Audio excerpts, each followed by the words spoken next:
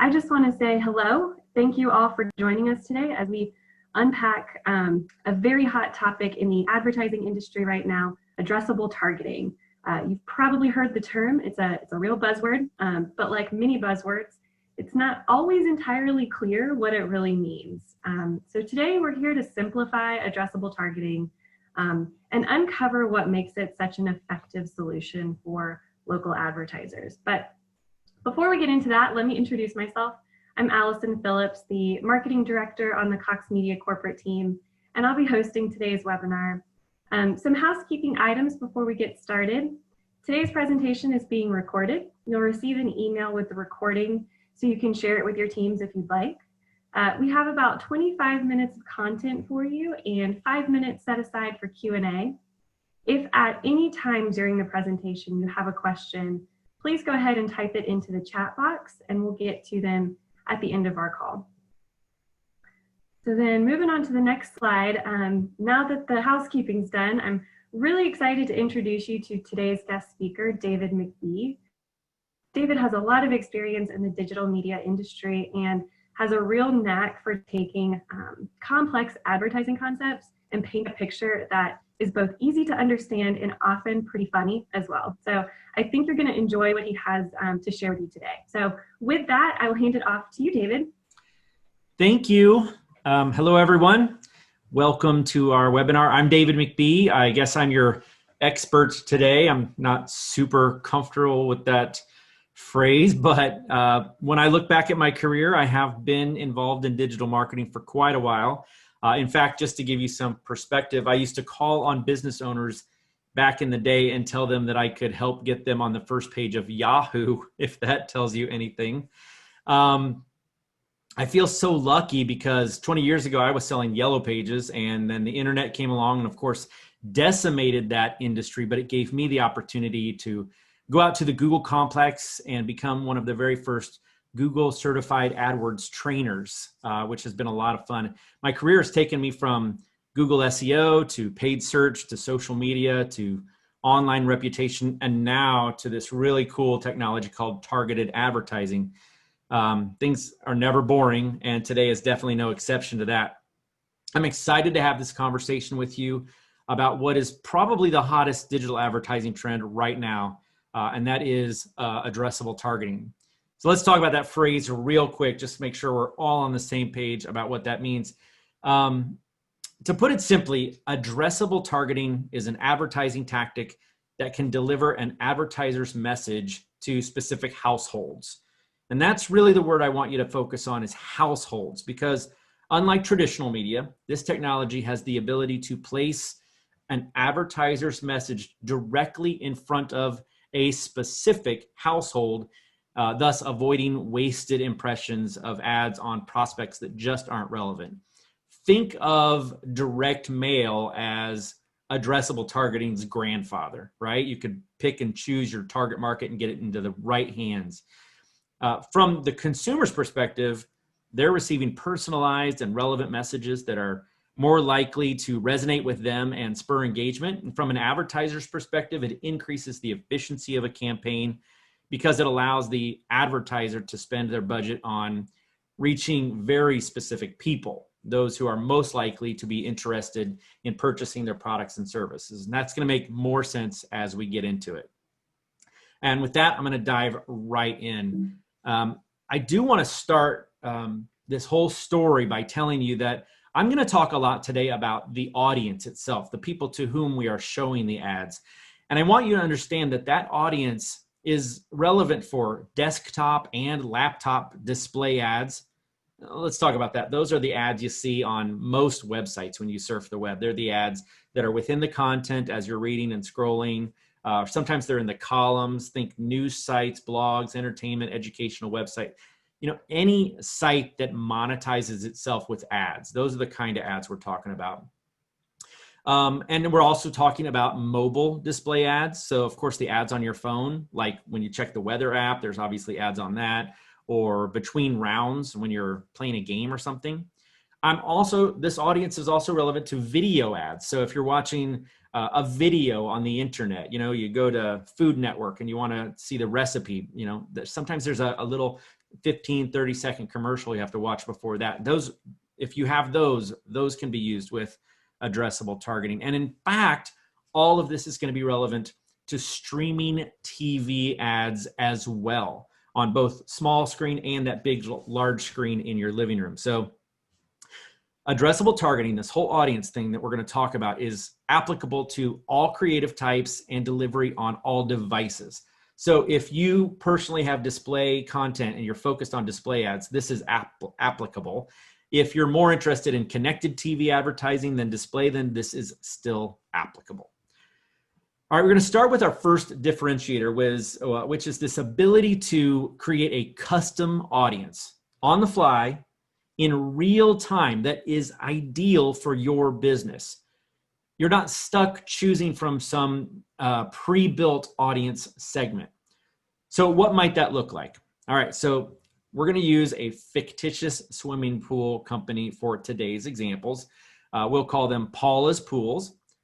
Now, if Paula wanted to target an audience a few years ago, she would have had to choose from one of hundreds of pre-built audience segments. That means she'd have to choose to target something like homeowners. Homeowners is a good one, okay? Maybe outdoor enthusiasts, athletes, fitness, recreation. I just kind of looked up some and thought these might be relevant for swimming pools. I don't really know. The truth is, there might have even been a very specific audience, maybe something like pool intenders. So that's probably not a bad way to go. But today, Paula can actually choose to target homeowners, and then she can get a little pickier, and she can ask for homes of a certain value or square footage. She might even ask for homeowners who fall into a certain income bracket or have a high credit score, right? Because, our pools are kind of pricey, right? Pools can be expensive. My point is, she can custom build the audience that she feels is ideal for her products and services and not be stuck with something that's pre-built by somebody else with their own intentions in mind. Now, back in the days of these pre-built audience segments, you just didn't know what warranted inclusion in the audience, as in what behavior or data was used to assign them to the audience. How old was the data? Could they have already purchased a pool? Might a person who was interested in billiards be accidentally put into the audience, right? Could this person even afford one of Paula's fancy expensive pools, right? We just didn't know that much about how the audience was created. So I want you to think of it kind of like a salad. This is my favorite analogy ever, right? Imagine a world where you could only buy bagged salads. That's the only way you could ever have a salad. And so you've got your garden salad, your Caesar salad, your Greek salad, all these different pre-packaged salads, right? And sometimes that's fine. Sometimes all you want is a garden salad, right? But today, if you really want access, you go to the full salad bar. Now, the benefits of that are obvious. You can pick and choose the exact ingredients you want in whatever quantity you want them, and they're probably fresher. It's a customized salad, right? So even if you created the same boring garden salad that was the same ingredients as the bagged salad, you still know more about those ingredients and you can see that they're fresh. Now, I want to point out that the ingredients, in this case, it's the data, right? It still comes from the same place, whether it's a boxed up audience segment or this version of it, this new addressable version of it. It's behavioral or credit bureau data or sometimes demographic data. The difference is it's kept in its unstructured format rather than being boxed up. So you don't have to assume that what you think is an urban soccer mom household matches what somebody else thinks an urban soccer mom household is. I don't even know what an urban soccer mom household is. You can define for yourself what that is, though. You can add data and see how that affects the audience. You can actually remove data and see how that affects the results in real time, as opposed to just buying an audience pre-built off the segments. But I'm getting ahead of myself. While creating that custom audience, we also have the ability to exclude certain elements, to eliminate wasted impressions. And I know advertisers love to hear that. Eliminating waste is a huge goal. So in the case of Paula, we're not targeting renters because obviously the basis of that audience we built was homeowners. We're eliminating low-income homes with our financial and credit score requirements. So that's good, but that actually still leaves homes that already have pools. Well, guess what? Homes with pools is one of the audience types that we have access to, and we can exclude that from our target audience. That's just not something that could be accomplished with a pre-built audience segment. Now, let's revisit our salad analogy. You might say, well, the garden salad sounds almost perfect, but it has green peppers in it. I hate green peppers. They're so gross, right? It's a red pepper that's not done cooking. So if only I could get this salad with all those same ingredients, but no green peppers, that'd be perfect.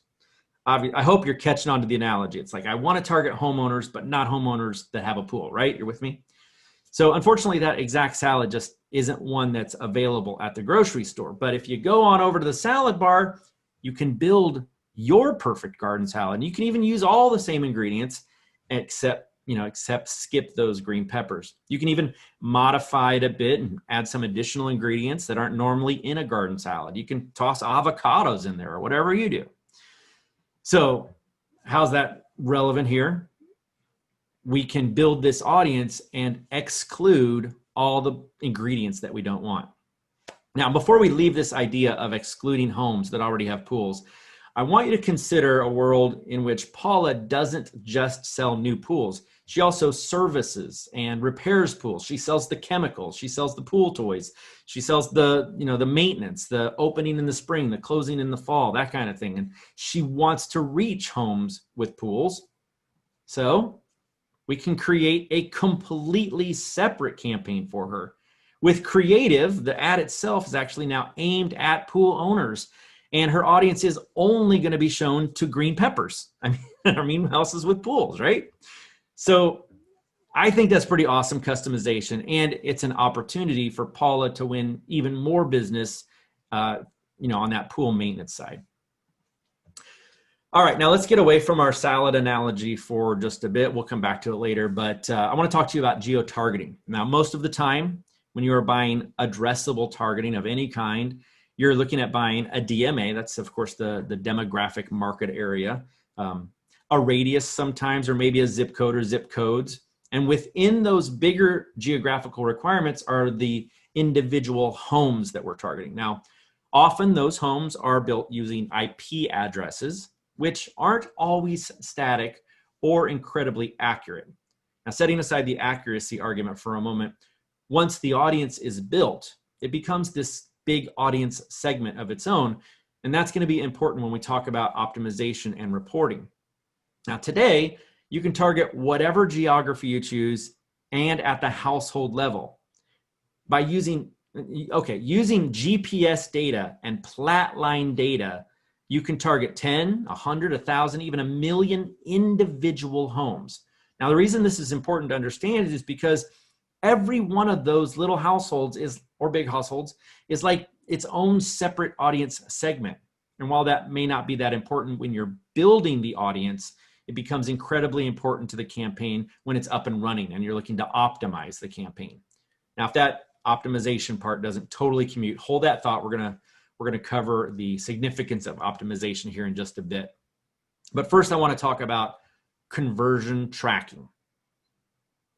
I'm pausing for a moment because this is maybe the most exciting part of it and one of the elements that advertisers really, really are excited about. They want to know if their dollars are being effective. And by tracking conversions, you can discover that. So let's see what that means for Paula. Now, for our purposes, we're going to assume that Paula has a website, and on her website, she has a form that prospects can complete for a free home estimate. And she has a physical location where prospects can come and see her pools, including all the different styles of pools, the different liners, the hot tubs, the filters, all that good stuff, right? So let's say Paula runs a connected TV campaign.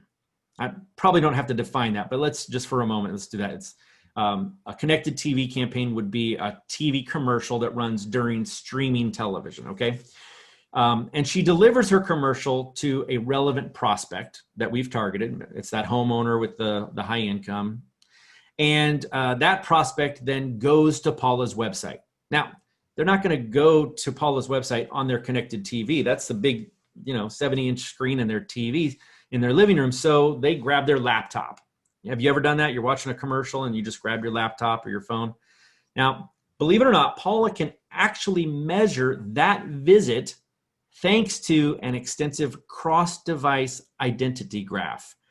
And with the proper code in place on her website, just a little piece of HTML code, she can see if they completed her free home estimate form as well. Or said another way, we can see that the laptop visiting Paula's website is part of the same household where she delivered her streaming TV ad. Now, if the prospect instead wants to go see the pools in person and they go to Paula's store, well, we're going to draw a geofence, or what we call a conversion zone, around her location. And with that, we can record a visit from the prospect's smartphone when it enters Paula's store. Of course, we know the smartphone is from that same house where the CTV ad was delivered, thanks to that cross-device matching ability once again. So I hope that all sunk in, because it's very exciting to be able to measure the effectiveness of a campaign like this. Now, I've hinted here and there that optimization is really important in this new environment of addressable targeting. So let's take a look at that. Using the cross-device identity graph at the household level rather than pre-built audience segment of the past is like buying a bunch of homes that you would have to optimize as a group and report as a group versus buying the data and mapping it to the homes, which are individual segments of one. So if you were to go through an older DSP for an addressable campaign and buy, say, 10,000 homes in a segment, that's one segment. That means you would be stuck optimizing all 10,000 homes as a whole. Today, we can see those same 10,000 homes like 10,000 individual segments. Now, the idea behind this is that we should be able to bid, report, and optimize to produce better performance faster with that kind of control, rather than bidding up all 10,000 households or bidding down all 10,000 households as a single segment. We're talking household level control versus segment level control. It all comes down to more precise targeting, higher reach, faster access to real-time attribution data. This simply could not be done in this manner with pre-built audiences with no transparency into the data. Today, though, reporting can be as granular as down to the zip +4, believe it or not. Now let's talk about zip +4 for a minute. It's defined as a mail route, basically. So your first thought might be, okay, well, that's a neighborhood. But did you know that in many cases, zip +4 is as granular as which side of the street is converting better than the other? Zip +4 can even be a floor designation in a multi-floor building. Now that's a real distinction. Imagine me saying to you, how would you like to do a 1 million household television campaign in 3 markets, optimized to an online conversion or maybe even foot traffic to multiple store locations, and be able to determine which side of the street converts better than the other? Mind blown. You could not have gotten that level of insight in a campaign that was DMA level campaign or a segment level campaign. Now, one of the things that you might be thinking, and we hear sometimes, is that it's just easier to buy a pre-built audience segment. And I get that. It's really a conversation about quality versus speed and ease of use. Companies today are trying to speed up the process, but the consequence of generalizing an audience and taking steps to just minimize that audience into a 2 or 3 word name, like urban soccer moms, like whatever that happens to be, the consequences of that are significant as accountability for those dollars increases. And one of the biggest things that you lose when you opt for the convenience of an audience segment is transparency. Knowing what data goes into creating an audience is important. Now, to demonstrate that, we're going to revisit our salad analogy real quick. Now, these represent those pre-packaged audience segments of the past. You couldn't pick and choose your ingredients, and there really wasn't a lot of information on freshness, or what we call recency of the data. Now, if we're honest, most of us will probably admit we've bought a salad this way. It is convenient, and honestly, the experience is usually pretty good. No, it's not a custom or fresh salad from a salad bar, but it is a lot easier to just grab and go. The problem with this analogy that I've been leaning on so heavily for the last 20 minutes is that it falls a little short, because pre-packaged salads, well, they come in clear bags, they have ingredient lists, and they have an expiration date on them. So you feel good about what you're eating and the freshness of that. But if we were to make this analogy a little more accurate, we'd actually have to compare our salad bar to salads that are in black or not clear plastic bags. They don't have a date on them, and you don't even have ingredients. All you have to go on is the name of the salad to decide if you want it. Now, that's more like a third-party audience segment. Now, would you buy a Caesar salad if you couldn't tell what was in it? Some people have anchovies in their Caesar salad, some people don't. I mean, that's a big differentiator when you can't see the ingredients. You just have to trust that a vacation intender or a travel intender is someone who's actually planning a vacation, and it's not someone who's like searching for Jamaican sunsets for their computer wallpaper, or that an auto intender is someone who didn't just buy a car last week, or that a pool intender isn't someone who plays billiards. At the end of the day, we would just say that today's technology truly addresses advertisers' needs in a way that pre-built audience segments couldn't. So if performance matters, if transparency matters, if maximum reach matters, if real-time attribution on any spend level matters, if knowing even within a single market or even within a single zip code, you want to get conversion level data to know really where and which households are impacting your campaign, and so forth and so on. If you really want that kind of information to move your business forward, addressable targeting is a fantastic solution. All right, it's my last slide. I just want to recap everything that we covered today. Today's addressable targeting solution is all about a custom audience that can be created on the fly in real time. You're no longer stuck choosing from pre-built taxonomies created by third parties who arbitrage the data into a black box. When building an audience, you now have the ability to exclude certain elements, and that helps eliminate wasted ads. When geo-targeting an addressable audience, tens, hundreds, or even thousands of audiences of individual households can be targeted. Addressable targeting can measure both online and offline conversions. And thanks to a unified identity graph, we're able to plan, execute, and measure campaigns with little to no data loss. And because the audience isn't prepackaged, it can be optimized. And finally, transparency of the data makes a huge difference to an advertiser who is interested in why a prospect was added to the audience and when. And with that, I'm gonna turn it back over to you, Allison. Feel free to pick out and choose whatever questions you would like us to tackle. Yeah, we've gotten some great engagement throughout your presentation with some questions. Shannon's been doing a great job of answering them as they come in, but I think there's some that you could probably expand upon. So the first one we got is essentially, how does addressable targeting work if the customer is blocking the ads, if they've turned on their ad blockers?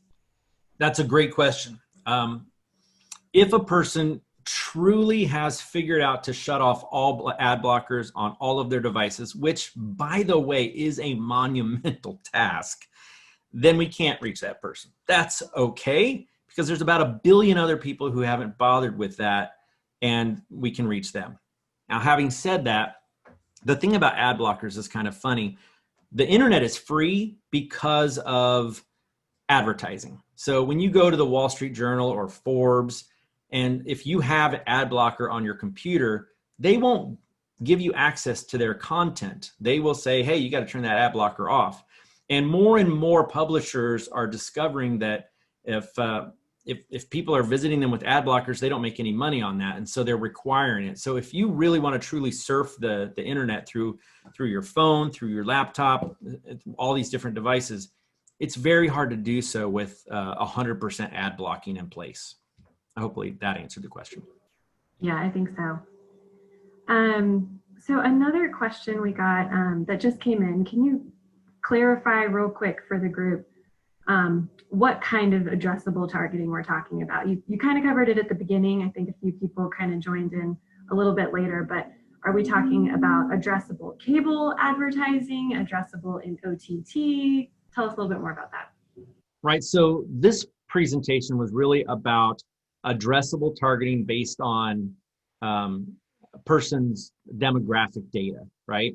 And it's not delivered in one specific spot. It's delivered in the programmatic environment. Those are places that have the ability to put their ads out for bid. So as I mentioned very, very early on, it could be on just about any given website that monetizes their site. It might be the Food Network. It might be David's Jeep blog. It could be something completely random. It might be an app on your phone. Just about any app that is monetized by ads, that's a place we could deliver your ads. Videos on the internet that have pre-roll ads. A lot of those places are places where we could deliver ads. And then, of course, there's a lot of streaming television today that is supported by advertising. Now, let's talk about that real briefly. Sites like Netflix and HBO Max and Disney Plus, they don't have ads at all. So they're what's called an SVOD, or a subscription-based video on demand service. But there are AVODs, and AVOD stands for advertising-based video on demand service. And those are gaining a ton of popularity as more and more people get tired of subscribing to service after service after service. And so anytime you're looking at streaming television that has ads on it, that is a potential place that we could deliver your ads. Thanks, David. Yep. So we had another question come in about whether we can guarantee impressions. So I'll take that one. Shannon answered it well as well. But if you're a Cox Media customer, we work really hard to ensure that we fulfill delivery fully on all of our campaigns. We pre-check availability, and your Cox Media consultant will always communicate any potential under delivery if we see it being an issue. But for the most case, it's not usually a problem. We try to do the work on the front end to ensure that it's not. So I hope that answers your question. Let's see, what else do we have? Caitlin asks if there will be another in-depth webinar that drills down more on how it's actually bought from a media buying perspective. I think that's a great idea, Caitlin. We don't have anything around that plan, but I think that's certainly something we can bring back webinar. All right, I think we have time for one more question. One that we've gotten a lot in the past is for addressable targeting, can an advertiser provide their own customer list or their own customer data to target against, and how does that work? The answer is absolutely yes. At its fundamental basis, really what we're doing is we're taking an address list, we're uploading it into our system, and we're drawing a tiny little geofence around every single home on that list. So if an advertiser already has an address list, happy to take that one on and upload it, and we can target the people on that list. And by the way, that's very effective. If you have a CRM, we've done this for an optometrist I can think of that just sold the heck out of some glasses they had over inventory on, that kind of thing. And most of the stuff we talked about, like in Paula's case, she wants these households. Well, basically what we do is we get a list of households that fall into that category. And then we take that same list and we upload it and draw the geofences around each of the homes. So whether you've got a list or you need a list, we can still use this tactic. Yeah, thanks, David. We did get one more question I really like, so I want to make sure we ask it too. Can you geo-target an ad to someone who has visited a competitor's pool store? Yeah, absolutely. In fact, we recently released a new tool. We call it our Geo Finder tool, and you can use it to find, you could find every McDonald's in the state if you wanted, and it would automatically draw a geofence around every McDonald's, and you could target them, like if you were Burger King, right? Or if you're Paula's Pools and you've got 5 or 6 or 10 other pool manufacturers in your pool sellers in your city, we can draw a geofence around each of their locations as well. Then when a phone walks into, well, the phone doesn't walk, but the person walks into the competitor's store with the phone, and that location data is captured from the phone, which, by the way, I should point out 90% of us leave our location data on at any given time, and almost every app uses location data, and so that's something we have access to. Then that phone can be added to an audience that Paula can now target. And Paula can start showing them ads immediately and for up to 30 days if she wants to. And in fact, 99% of the ads that we deliver are within a day of when a person is added to the audience. Now, I want to point out that not every single person that goes to those competitors' locations will see an ad. Depending on what kind of an investment Paula makes into this campaign, she's going to have a limited amount of budget and will only be able to deliver certain number of ads. So if she's bought 100,000 ads and there are 100,000 people, we're not going to deliver one ad to each person. That wouldn't be effective. This is just, I'm just making this up off the top of my head, but we probably deliver 10 ads to 10,000 of those 100,000 people, ish, and that's another number that can be tweaked and optimized and changed based on the results. But just wanted to point out that not everyone in every single target gets an ad, just usually because of limited budget. Now, if Paula has $1 million, or that's probably overkill, that'd be way too much. But if she, invested a lot more, then she'd have a greater chance of reaching everyone. Okay. Perfect. Thanks, David. All right, guys, that's all the time we have today. As a quick reminder, a recording of today's webinar will be emailed to each of you. So if you joined late or you missed part of it, or if you had technical difficulties or any of that, we'll make sure you get the recording. We'll be back in January with another guest expert and some more great content. So we hope you'll be able to join us again then. In the meantime, please check out our blog for articles, ebooks, and recordings of some of our previous Ask the Experts webinars. And as always, for any additional questions regarding today's content, please contact your Cox Media consultant. And if you're not a current customer, feel free to call the number on your screen to talk to one of our media experts and get connected. So thank you all again, and we look forward to seeing you in the next year. Bye, everyone.